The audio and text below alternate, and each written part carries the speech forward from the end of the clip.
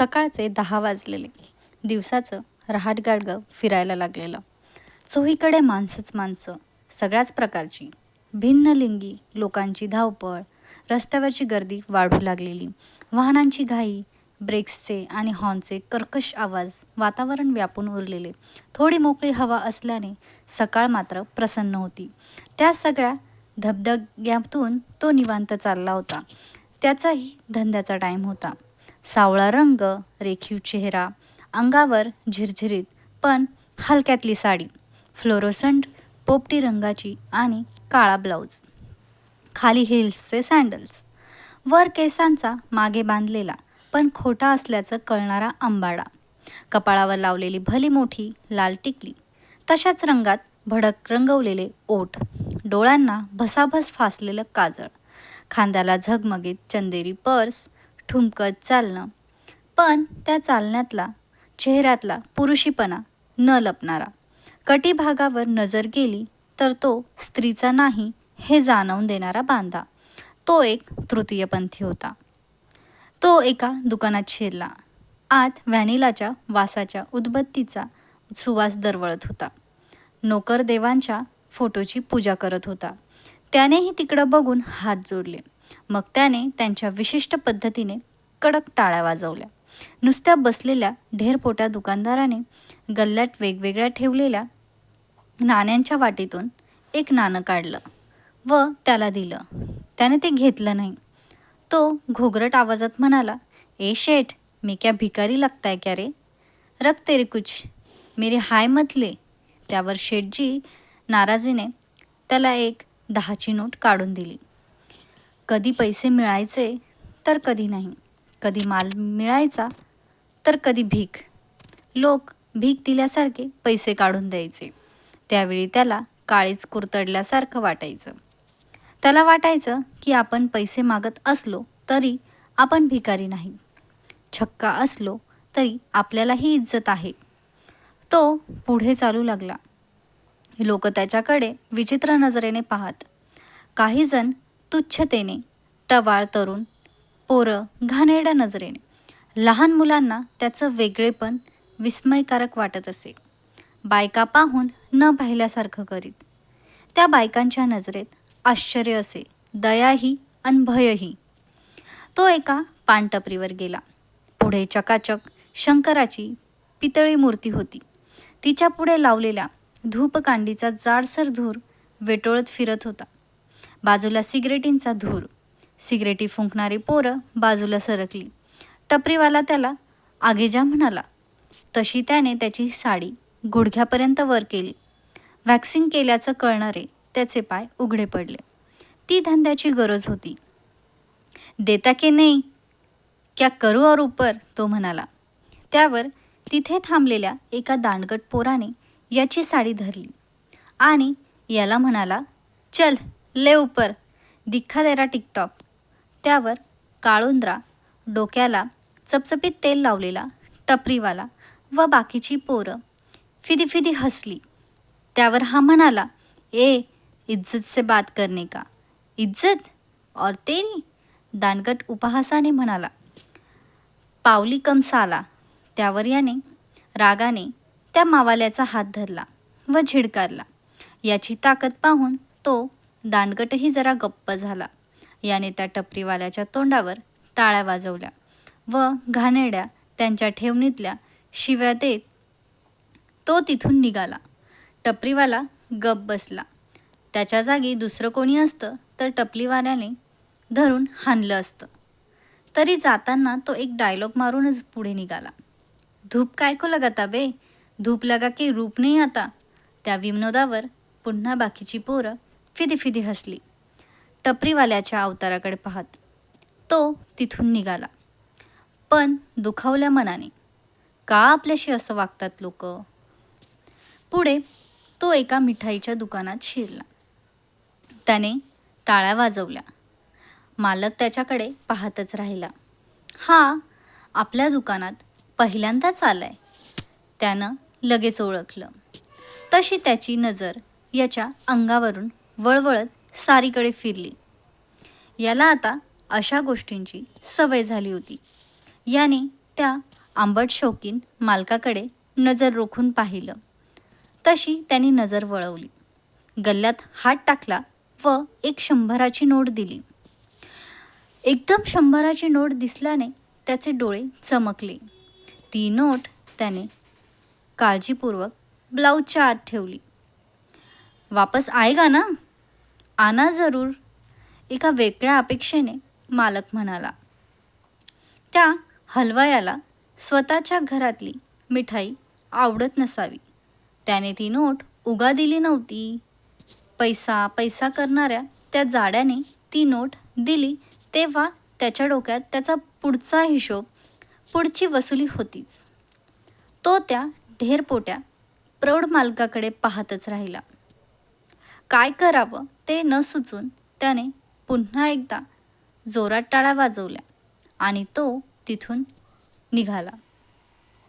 वाटेत एका वडापावची गाडी लागलेली.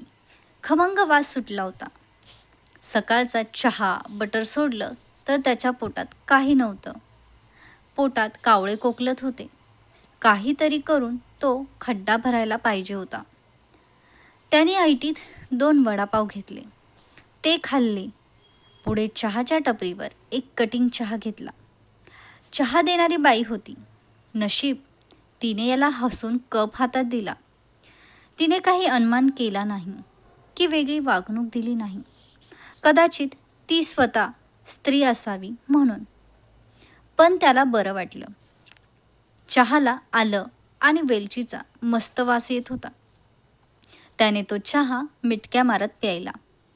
त्याने तिला बरकत आएगी म्हणून दुवा दिली. तो निघताना एक भिकारी तिथे आला. त्याला हसून चहा देणारी ती चहावाली त्या भिकाऱ्याला ओरडली. हाकललंच तिने त्याला. त्याला आता त्या बाईचं आश्चर्य वाटलं. त्याने मागे वळून त्या भिकाऱ्याकडे पाहिलं तेव्हा त्याला वाईट वाटलं. असलं भिकारी चाय पण देऊ नका त्याला, पण जनावरासारखं हाकलू तरी नका त्याला. साला भिकाऱ्याला इज्जत नाही आणि आपल्याला बी. हे जग प्रत्येकाला एक माणूस म्हणून का वागवत नाही? आणि मग त्याला वाटलं आपण स्वतःला त्या भिकाऱ्यापेक्षा भारी समजतो. मग आपलं तरी चूक आहे का बरोबर? तो विचारात पडला. तो एका टपरीवर गेला व त्याने गुटखा मागितला. टपरीवाल्याने खाली लपवलेल्या पिशवीतून त्याची पुडी काढून दिली. कारण त्याच्यावर बंदी आहे म्हणे, म्हणून रेट पण जास्त ब्लॅकमध्ये. रस्त्यावर पचापच थुंकत मुख रसाच्या लाल पिचकाऱ्या टाकत तो पुढे निघाला. रस्ता लाल करत त्याचं थुंकणं असं होतं की जणू तो दांभिक समाजावरच थुंकत आहे.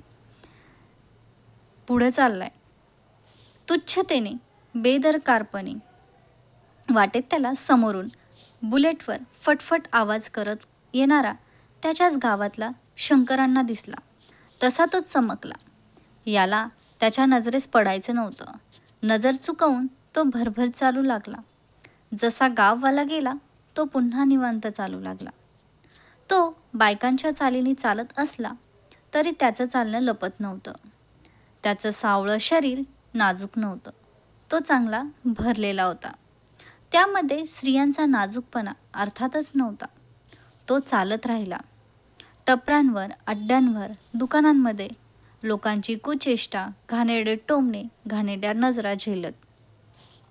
एके ठिकाणी मवाली पोरांनी त्याची छेड काढली. तशा याने त्यांना घाणेरड्या शिव्या दिल्या. त्यावर त्या पोरांनी याला खूप मारलं. याने प्रतिकार केला पण काही चाललं नाही. ते 7-8 जण होते. त्यात याची साडी फाटली. अंगाला मुका मार लागला. तसे काही बघे मध्ये पडले. त्यांनी याला सोडवलं.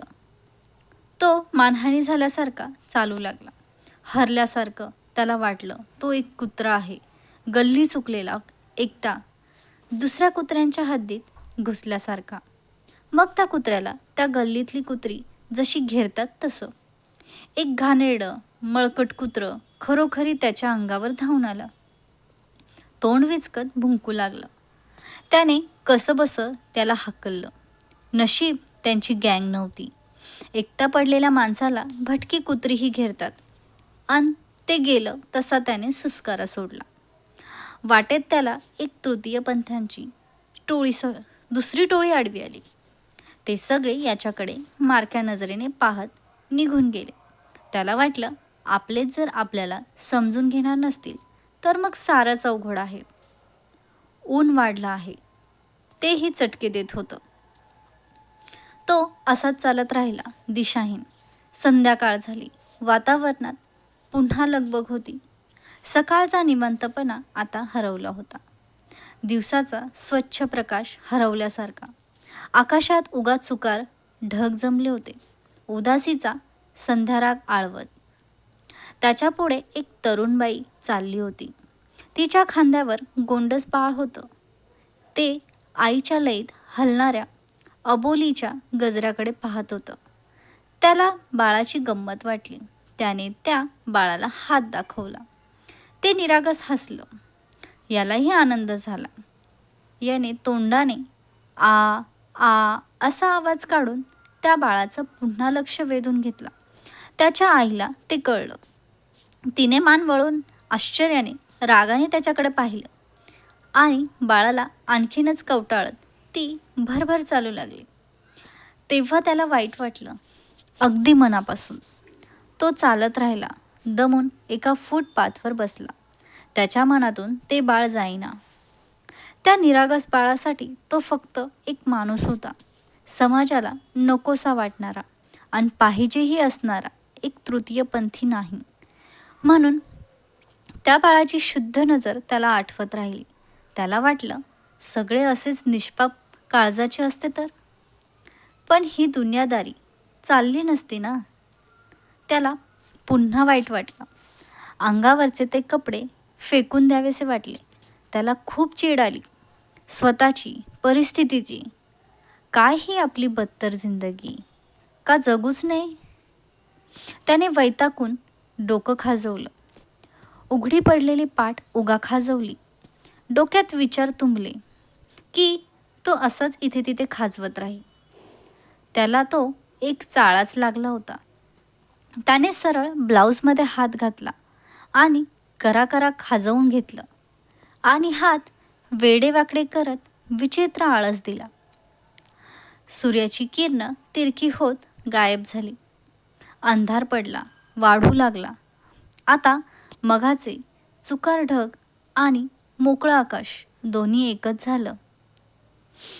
तिथे तो बसला होता. अजून तिथेच होता. त्या रस्त्याला, त्या फुटपाथला काहीच गर्दी नव्हती. वर्दळ नव्हती, माणसांची आणि गाड्यांची सुद्धा. तो एक मुख्य रस्त्यापासून आता वळलेला रस्ता होता. फक्त घर असलेला, दुकानं नसलेला. खूप लांबवर जाऊन तो दुसऱ्या मुख्य रस्त्याला मिळत होता. रस्त्याला दिवे असले तरी अंधुक प्रकाशाचा. तो समोर पाहत होता. मध्येच तो फुटपाथवर मागे सरकला. मागच्या भिंतीला टेकून बसला. तसं बसल्यावर त्याला बरं वाटलं.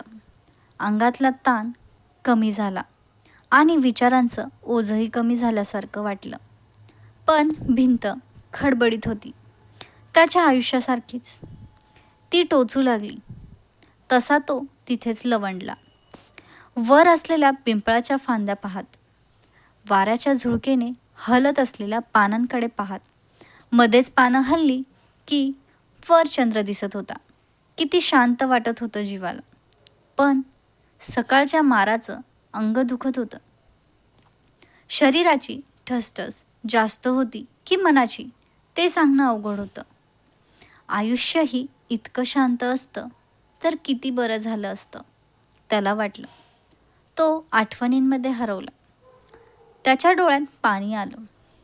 त्याला भूक लागली होती, पण त्याला खाण्याचीही इच्छा होईना. वरची झाडाची पानं हलत होती, कधी चंद्र दाखवत तर कधी झाकत, सुख दुःखाच्या सावल्यांसारखी. त्याला गावाकडची याद आली आणि मग सारीच दुःखे त्याच्यासमोरून फेर धरून नाचायला लागली. परत गावाकडे जावं का, त्याला वाटत राहिलं. पण गावाकडे काय तोंडाने जायचं? अन करायचं काय? काय खायचं? साली ही पोटाची आग, ती विझवावीच लागते का ती कायमची विझवावी? कायमचीच. अंधार होता सारा. रात्रीने स्वतःमध्ये गडद अंधार भरला होता अन आयुष्यानेही. फुटपाथवरून एक मुलगी येत होती. तिने याला झोपलेलं पाहिलं म्हणून ती फुटपाथवरून खाली रस्त्यावर उतरली. तो कोण आहे हे तिला लक्षात आलं नव्हतं. अंधारात तिला तो एखादी भिकारी वाटला होता. संथ गतीने चालत राहिली. त्याने तिची दखल घेतली नाही. तो त्याच्याच विचारांमध्ये अडकला होता. ती पुढे गेली. वाऱ्याची झुळूक आली तसे त्याने डोळे मिटले. आधी त्याला ब्रेक घासल्याचा कचकच आवाज आला आणि त्या मुलीचा किंचाळण्याचा आवाज आला. त्याने डोळे उघडले. तिच्याजवळ एक मारुती व्हॅन थांबली होती. एक दांडगट खाली उतरून त्या मुलीशी झटापट करत होता. तिच्या पाठीवरची सॅक खाली पडली होती. ती मुलगी फार मोठी नसावी, नुकतीच तारुण्यात पाय ठेवलेली अशी. आतमध्ये ड्रायव्हरच्या जागेवर एक जण होता. दोघेही गुंड होते, प्यायलेले होते. दांडगट टपोरी असले तरी दोघांचे कपडे मात्र टकाटक होते. पायात भारी भडक रंगीत इम्पोर्टेड शूज. वर्ण दिसायला तर साले एक नंबर जंटलमन होते. त्यांचा वेश पाहून जनावरांनी चांगले कपडे घातले आहेत असं वाटत होतं. ते त्या मुलीला जबरदस्तीने गाडीत कोंबत होते. पळवून नेण्यासाठी. त्यांचा इरादा चांगला नव्हता हे तर अगदी स्पष्ट होतं. कमी प्रकाशाचा निर्जन रस्ता त्यांनी त्यांच्या कामासाठी निवडला होता. डोक्यात नशा अन वासना यांचं कॉकटेल झालेलं असलं तरी एवढं डोकं चालत होतं साल्यांचं. तो ते पाहत होता. तो उठून बसला होता, पण तो ते दृश्य नुसताच बघत होता सुन्नपणे. त्याला काही करावंसं वाटत नव्हतं. साऱ्या संवेदना शंड झाल्यासारखं. तेवढ्यात ती मुलगी ओरडली, सोड सोड, मला वाचवा. तिने आजूबाजूला पाहिलं. रस्ता पूर्ण रिकामा होता आणि तिला तो दिसला. आता फक्त तोच होता. तिने अपेक्षेने त्याच्याकडे पाहिलं. ती पुन्हा त्याच्या दिशेने हात करून ओरडली, पुढच्या अघटिताच्या चाहुलीने केविलवाणी. आता मात्र तो आवाज जणू त्याच्या आत्म्यापर्यंत पोचला. जणू तो आवाज त्याच्या धाकट्या बहिणीचा होता. त्याच्या गावाकडच्या लाडक्या छोट्या बहिणीची त्याला एकदमच याद आली. मग मात्र तो लगबगीने उठला. त्यांच्याकडे पळत गेला. जवळ जाऊन किंचित थबकला तसा आतलाही खाली उतरला. तो हसत हसत त्याच्या साथीदाराला म्हणाला, बंट्या, तू हिला घे, मी ह्याला घेतो छक्क्याला, मजा येईल. तसा तो चवताळला. तो गरजला, छक्का असेल तुझा बाप, मी तर मरद हाय. दुसरा विचित्र हसत ओरडला, ही बघ छक्क्याची अवलाद, म्हणे मरद. तो पहिल्याच्या अंगावर गेला. त्याचा हात हिसडला. याच्या अंगात चांगलीच ताकद होती.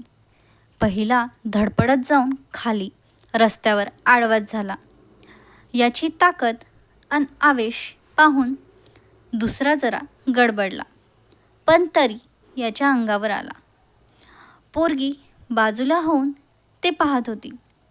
तिला तिथून पळून जायचं होतं, पण तिची सॅक त्या तिघांच्या मध्ये अडकली होती. दुसऱ्याशी झटापट करताना याची साडी सुटली. त्याचा वरचा भाग उघडा पडला. याने दुसऱ्याला उचलून आपटलं. पुन्हा पहिला याला झटला. त्याने याच्या साडीलाच हात घातला. त्याने जोरात हिसडा दिला तशी ती हलकी साडी टराटरा फाटली. सकाळच्या मर्दांनी थोडी फाडली होती आणि आता या मर्दांनी तर अख्खीच. वारे मर्दानगी.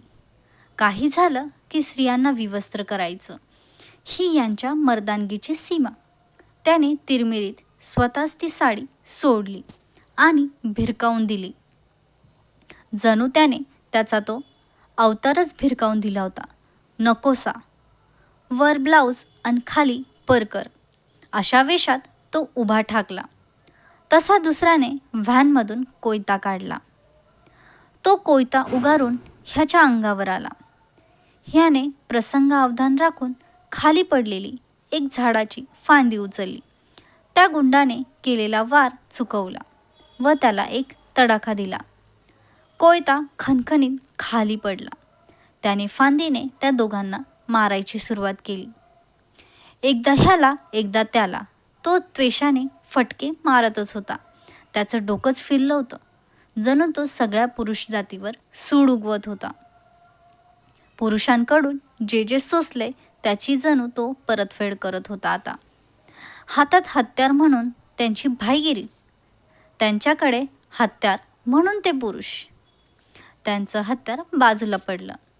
तिथेच ते अर्धे झाले होते. त्यात त्यांनी भरपूर मार खाल्ला होता. त्यांना त्यांची हार कळली. तसे ते दोघे व्हॅनमध्ये बसून पळाले. एका छक्क्याकडून त्यांनी स्वतःच्या इज्जतीचा फालुदा करून घेतला होता.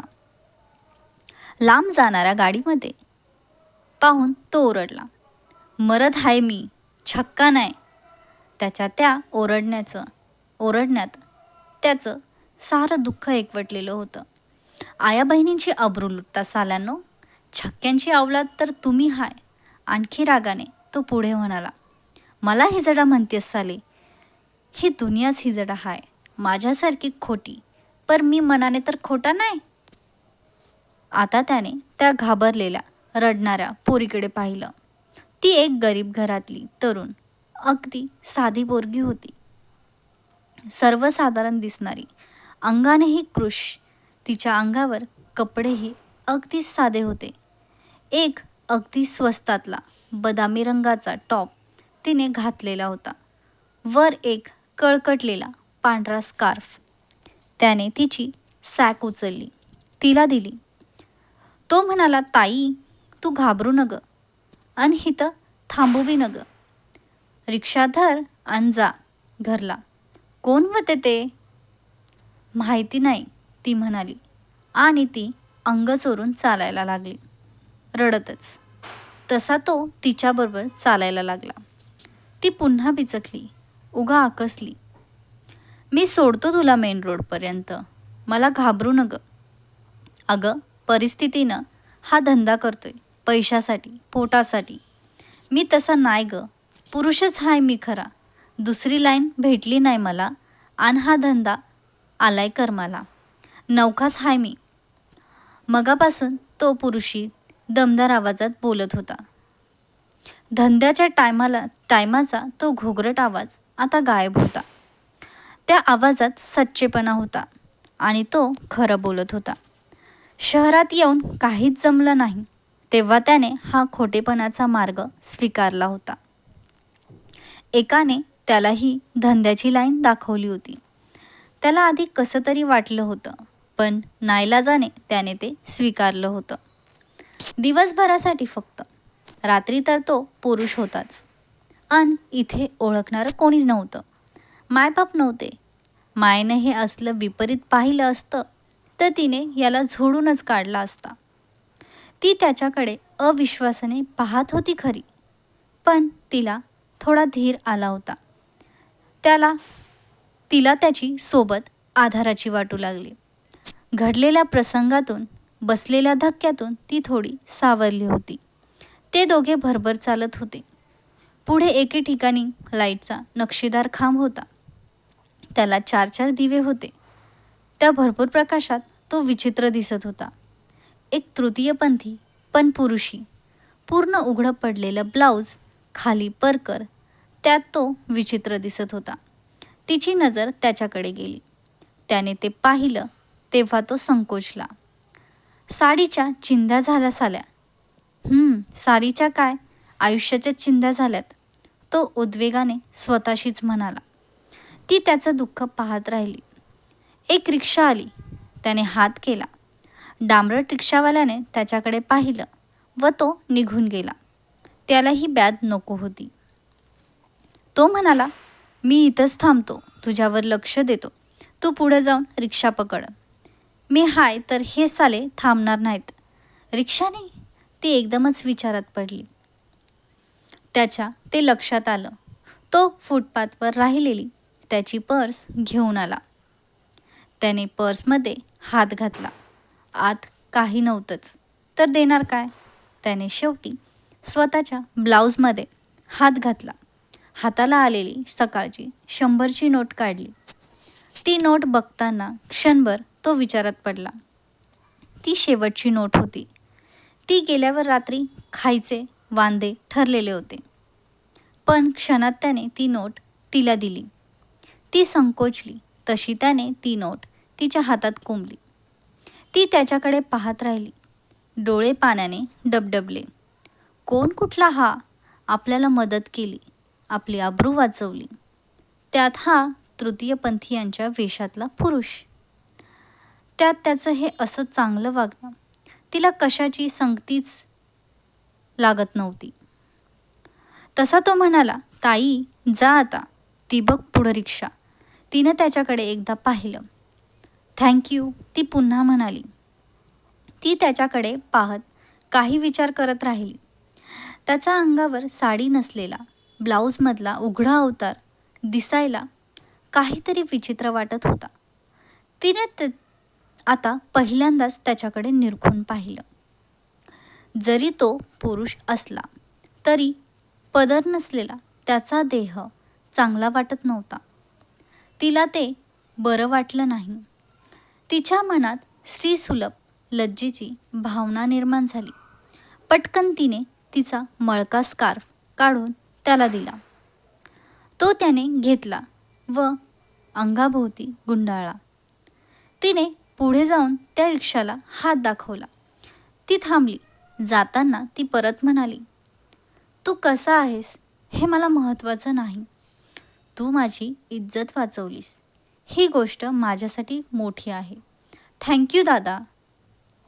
ती रिक्षात बसली. रिक्षा निघाली तसं त्याने तिला हात हलवून निरोप दिला. तिच्या चेहऱ्यावर स्मित होतं. आता त्याच्याही चेहऱ्यावर स्मित उमटलं आणि त्याचा तो अवतार खोटा असला तरी त्याचं ते हसू मात्र खरं होतं, अंतरातून आलेलं. त्याने तिचा स्कार्फ अंगाभोवती आणखीनच आवळला. त्याला वाटलं आपण तर टेम्परवारी हिजडे आहोत, पर जे खरे असतात त्यांचं दुःख तर आपल्यापरस मोठं असन. त्याला सकाळच्या हिजड्यांची गँग आठवली. सरळ हाय, आपण खोटे आहोत म्हणून ते आपल्याकडे रागीट नजरेने पाहत होते. मारण्याच्या विचारानेच तो चालत राहिला. या जगात गरिबाची इज्जत नाही, दुर्बळाची नाही. आपण पुरुष असून या वेशामुळे आपले तर नाहीच नाही, पर उरात दुःख असलेला एक साधा माणूस तर समजावं ना मला या दुनियेने. खरं तर सगळ्यांनाच माणूस समजावं. कापडं फाडून साड्या फाडून नागवस करायचं असलं तर या भेदभावाला करा ना. हो, त्याला पाडा उघडं.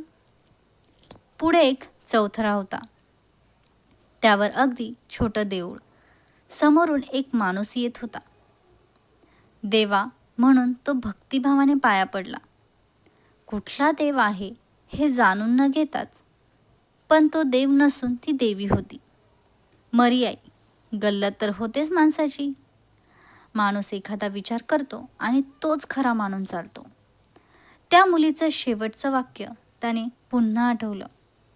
त्याला त्याची इज्जत वाढल्यासारखं वाटलं. त्या नव्या जाणीवेनी त्याच्या जीवाला भारी वाटलं. मग तो शीळ घालत मजेत चालू लागला. त्याने अगदी झटकेबाजपणे तो स्कार्फ काढला व ऐटीत पुन्हा स्वतःला गुंडाळून घेतला. हवाई आनंदानेच तर लहरू लागली होती. बाकी अंधार तर होताच त्याच्या सोबतीला. तर मित्रांनो, या कथेबद्दल तुमचे काय मत आहे कमेंट बॉक्समध्ये नक्कीच सांगा. आणि जर तुम्हाला कथा आवडली असेल तर कृपया लाईक करा आणि चॅनलला सबस्क्राईब करा. आम्ही तुमच्यासाठी अशाच नवनवीन कथा घेऊन येऊ. धन्यवाद.